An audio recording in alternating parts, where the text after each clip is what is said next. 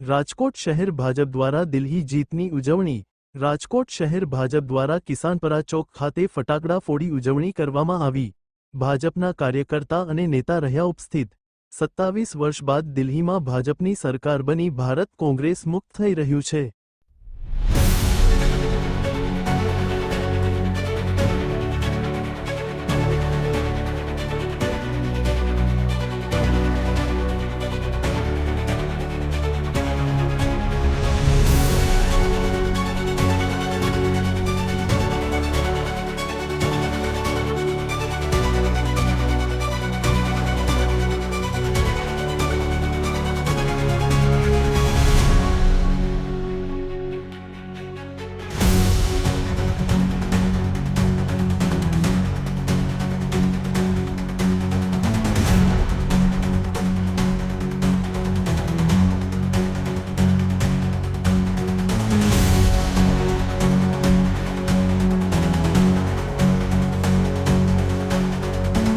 ઘણા વર્ષોથી આપદા પાર્ટીની જે હેરાનગતિ હતી પ્રજાને અને ખોટા વચનો આપ્યા હતા અને ખોટી શોબાજી કરી હતી એનો પર્દાફાશ થયો છે।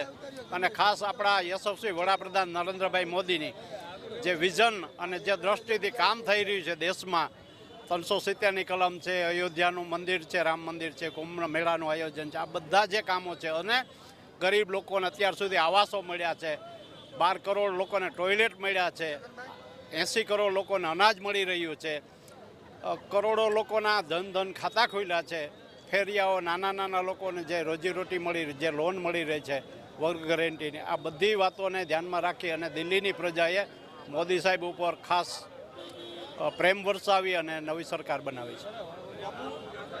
દિલ્હીનો વિજય એ ભારતીય રાજનીતિમાં રાષ્ટ્રવાદનો વિજય છે, પ્રામાણિકતાનો વિજય છે, સિદ્ધાંતોનો વિજય છે, વિકાસનો વિજય છે, વડાપ્રધાન નરેન્દ્રભાઈ મોદીનો વિજય છે। નરેન્દ્રભાઈએ ડબલ એન્જિન સરકારવાળી વાત દિલ્હીની પ્રજાને કરી હતી। આજે જે રીતે ગુજરાતનો વિકાસ, ગુજરાતમાં ભારતીય જનતા પક્ષની સરકાર છે, કેન્દ્રમાં ભાજપની સરકાર છે, અને જે રીતે ગુજરાતનો વિકાસ થયો છે, જે રીતે ગુજરાતમાં સાબરમતી રિવરફ્રન્ટ બન્યું છે, યમુના ભારતની અતિ પવિત્ર નદી છે, છતાં યમુનાના પાણી એટલા બધા સ્વચ્છ છે। આવા સંજોગોમાં જે રીતે દિલ્હીને આમ આદમી પાર્ટીએ ડામાડોળ કરી નાખ્યું, શિક્ષણ, આરોગ્ય, સ્વચ્છતા તમામ દ્રષ્ટિએ દિલ્હીને અતિ પછાત બનાવી દીધું, આવા સંજોગોમાં વડાપ્રધાન નરેન્દ્રભાઈ મોદીએ એક કોલ આપેલો કે ભાઈ વિકાસની રાજનીતિમાં દિલ્હીની પ્રજા જોડાય, રાષ્ટ્રીય રાજધાની એવું દિલ્હી વિકાસની દ્રષ્ટિએ પાછળ હોય કેમ ચાલી શકે?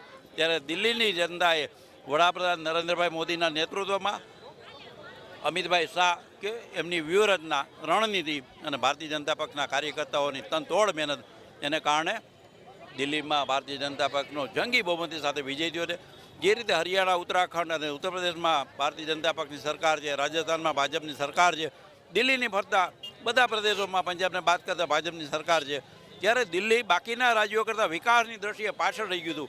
આવા દિલ્હીને ખરા અર્થમાં રાષ્ટ્રીય રાજધાનીને લાયક દરજ્જો આપવા માટે વડાપ્રધાન નરેન્દ્રભાઈ મોદીએ આહવાન કર્યું હતું, અપીલ કરી હતી। એ અપીલને સ્વીકારી દિલ્હીની પ્રજાએ ભારતીય જનતા પક્ષને કમળોથી જોડી ભરી દીધી છે। આવનારા દિવસોમાં દિલ્હી બેનમૂન, બેમિસાલ રાષ્ટ્રીય રાજધાની બને, વિશ્વની રાજધાનીઓમાં દિલ્હી અગ્રેસર હોય, એ કોલ ભારતીય જનતા પક્ષે આપ્યો છે। ત્યારે દિલ્હીની પ્રજાનો આભાર, ભારતીય જનતા પક્ષના દિલ્હીના કાર્યકર્તાઓનો આભાર કે એમણે જંગી બહુમતી સાથે ભારતીય જનતા પક્ષને વિજયી બનાવી વડાપ્રધાન નરેન્દ્રભાઈ મોદીના નેતૃત્વમાં વિશ્વાસ વ્યક્ત કર્યો છે।